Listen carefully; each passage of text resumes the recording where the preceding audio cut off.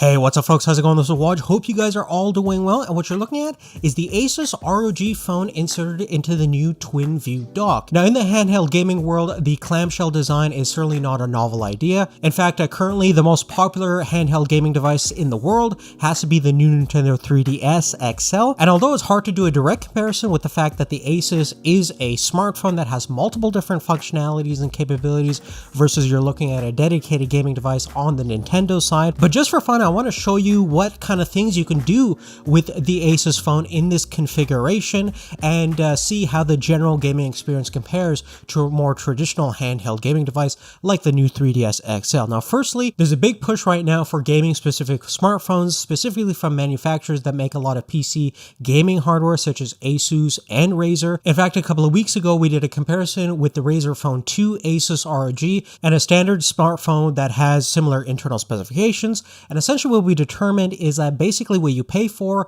with a gaming smartphone is a better display that typically has a higher refresh rate than 60 Hz, some sort of premium audio features, whether that be upgraded external speakers, and typically a fancy over-the-top gaming-oriented design, which some people may or may not like. Now, there's a couple of unique things that Asus does to the ROG phone that makes it stand out from the rest of the crowd. Firstly, they overclock the GPU and CPU because of the upgrading cooling system built inside the phone. But more importantly, to address the issue of the touchscreen not being the most optimal gaming interface out there, they have a slew of different adapters and devices that is natively designed for the phone itself. And besides the twin view adapter, you can also get the mobile desktop dock, which essentially turns your phone into a full-fledged PC where you can hook it up to an external display. And via the USB connections, you can hook up a keyboard and mouse, a gamepad, and pretty much anything else you can think of. You even have a gigabit Ethernet connection if you want to do like a mini LAN party or get better internet than what your wireless is offering you.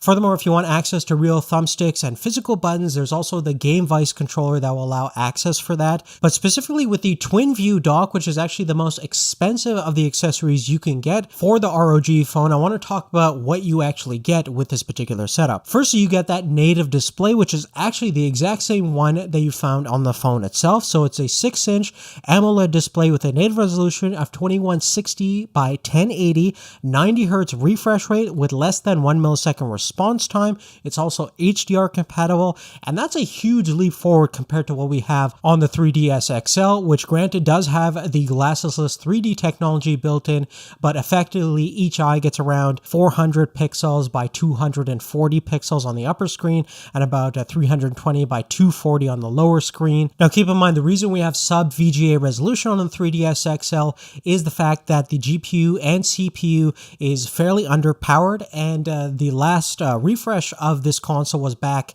in 2015, so we're using pretty outdated technology compared to the Snapdragon 845 chip on the Asus ROG that is also being overclocked. And one of the benefits of the twin view dock is we have a secondary fan that's keeping the GPU and CPU even cooler than what the phone can do itself. So generally you have a technically much more powerful gaming device, both from a software and hardware perspective, that is obviously leaps and bounds more capable than the super outdated handheld gaming device that we have from Nintendo. That being said, however, besides the Nintendo Switch, I still maintain that the Nintendo 3DS XL is probably the best handheld gaming device out there, including every other smartphone you can get, mainly because the control interface is specifically dedicated for the hardware and software for it, so you don't have to deal with third-party compatibility issues, and most importantly is the game content and support behind Nintendo is always going to be superior than most other companies out there because they've been doing it the longest, probably one of the most established players in the whole gaming world. And it doesn't matter how fast your CPU and GPU is, how awesome your display is, at the end of the day, if you don't have Mario, you really don't have anything. That being said, there are some neat things and capabilities that the twin view dock offers with the ROG phone. Firstly, you do have some physical controls. There's triggers at the back of the device, which you can map to any game based on the Asus ROG software. And of course, with the dual display capabilities, there's infinite combination of things things you can do. So you can be playing a game on one of the displays and watching a Twitch, a live stream on the other, or a YouTube video or something like that. You can also be live streaming on Twitch using the webcam itself. And the cool thing about having the dual display set up is that if you're playing a game at the bottom, you can actually use the front-facing camera and not be in the way when you're actually using the touchscreen. So that's kind of neat. And if you are streaming, you can monitor the chat above while playing the game at the bottom. And there's literally millions of combinations that we can list off over here. And of course, the elephant in the room has to be developer support for this twin dock setup.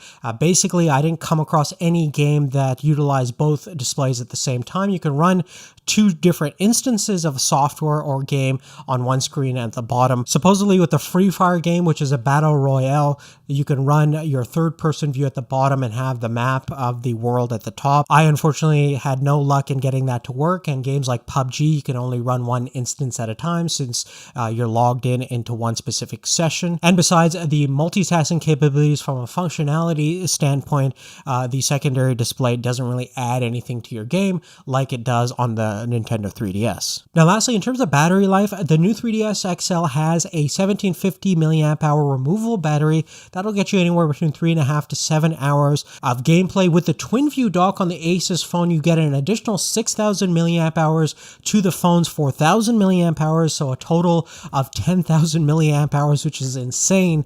That'll get you days upon days of battery life. I actually haven't needed to charge the phone since doing all this testing with the twin dock setup. Now, at the end of all this stuff, when it comes to a value perspective on things, certainly you cannot beat the Nintendo 3DS XL's price point. Typically on the holiday seasons, right now you can get it for like under $150, which is awesome. The Asus ROG by itself is $900. It's another $400 for the twin dock setup. So you're looking at $1,300 for this particular setup. But if you want to get the mobile desktop dock as well as the Game Vice, you're looking at over $1,600, which is absolutely ridiculous considering the fact for the same money you can get an awesome gaming PC, a new 3DS XL, and even a PS4 for that kind of money, which begs the question is who in their right mind would ever adopt this kind of setup with the Asus ROG phone. I think at this point this thing is more of a proof of concept than anything else, but we'll have to see if developers will get on board or not in the future. But we'll definitely keep you guys posted on how